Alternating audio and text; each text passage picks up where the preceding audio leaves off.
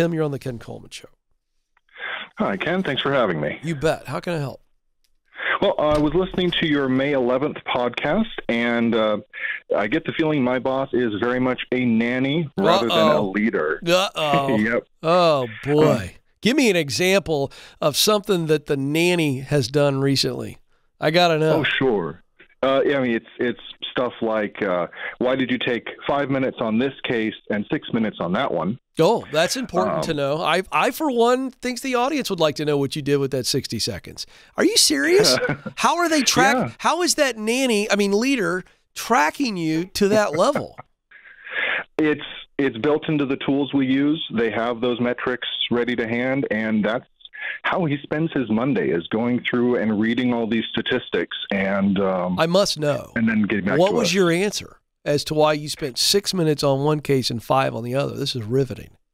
Because the 6 minute one was slightly more simple, and the 5 minute one, and the 6 minute one was a little bit more complex. It seems to make a lot of sense. And what valuable information or insight did your leader, take away from that? I honestly couldn't tell you. Yeah. Okay. So you call. How can I help? What's going on with the leadership here? We a lot of micromanaging. What else? Oh, yeah. Micromanaging, protecting us, like keeping us from asking questions of the higher-ups, in the interest of protecting us and keeping us from making mistakes and looking bad. Oh, wait a which, second. Of course, would make him look bad. There we go. Oh, yeah. Oh, so now you're being talked to like a toddler as well. Oh, yeah. Don't ask questions of the higher-ups. Everything's got to run through me. It's a little CYA.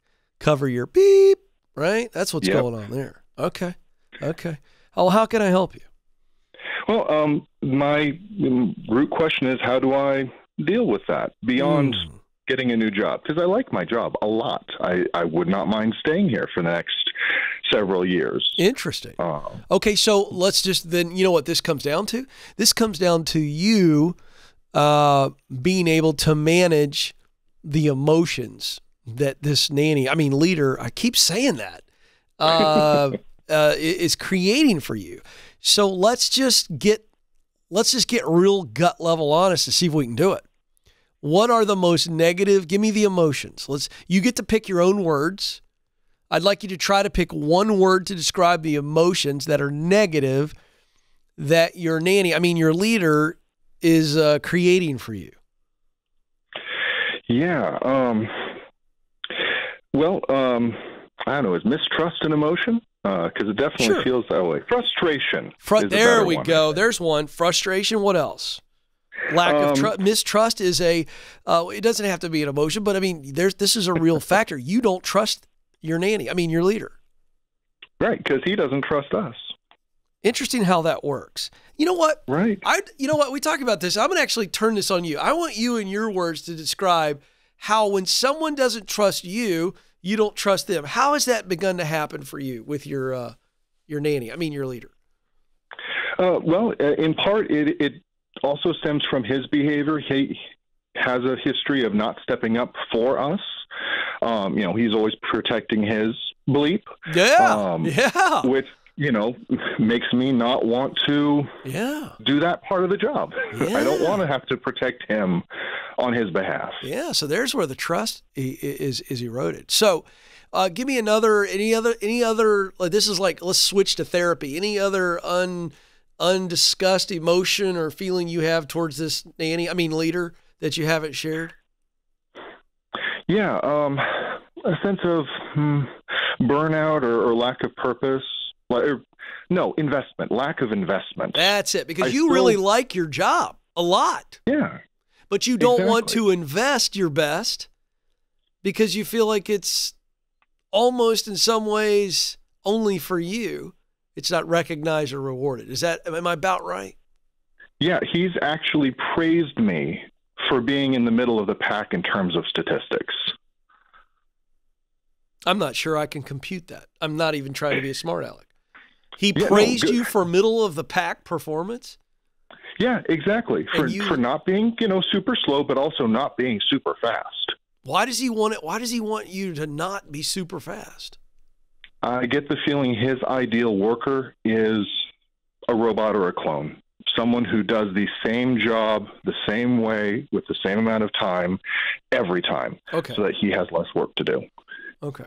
So this is going to go from frustration to resentment pretty quick if it hasn't already. A little bit, yeah. So here's the deal. I was trying to dig, and I don't need to dig anymore.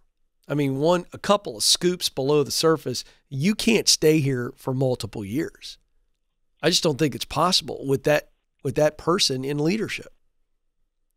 I just don't think it's going to be. I mean, I'm having fun with this entire call, but that's why I call it nannyship versus leadership, is that you can't be you. You feel like there's this hovering eye and all kinds of other garbage motivation surrounding your very existence in the workplace. And I just don't know that you could keep that up for 3 or 4 more years. Now, the good news is you really like the work and you'd like to keep doing the work. So that's good news. So now we just have to shift our focus to where else can I do this kind of work? That's not the only place in the world where you can do that work, is it? Probably not. Come on. I'm just numerically speaking. Come on, Tim. What do you do? Describe what you do. I organize catalogs, let's say, of digital content. Okay. You can do that in 8 billion places in today's economy. I'm being ridiculous with 8 billion, but you can do that in many different ways in a lot of different places. True or false? Oh, absolutely true. Okay, then. So, A, you're not in a dumpster fire. So there's no urgency to like fix this in the next 2-3 weeks. But this leader is not going to change. He's either going to leave or sadly get promoted. Yeah. Because let me just tell you something. Let me tell you first and then ask. If he's allowed to do this and lead this way and it's not changing, that's a problem up the ladder. Would you agree or disagree? Yes, I agree. Do you think they are aware that he leads like this? I don't know if they're aware, but his results aren't being called into question. So, and what do you know if his results are good, bad, or medium? Probably medium. Yeah, this is the guy who told you he likes that you're in the pack. You know why he likes middle of the road results for you? Do you know why? Less explaining for him to do? Yes, but the real reason is because he's a middle results guy. So he doesn't want anybody outperforming him. See? This guy is in cruise control. Barely got his hands on the wheel. And that means he doesn't want anybody driving faster than him, driving better than him. He just wants people that are on cruise control. That's what this entire call is about. So you don't have to answer this on the air, but you have to ask yourself, do I want to work on cruise control? Another question is, how long are you willing to work on cruise control? Cruise control, by the way, is very comfortable. Hey, I'm just going to take my foot off. Maybe take my shoes off.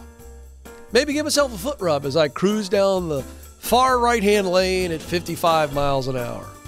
But the problem is, folks, we weren't wired to drive 55 in the right-hand lane.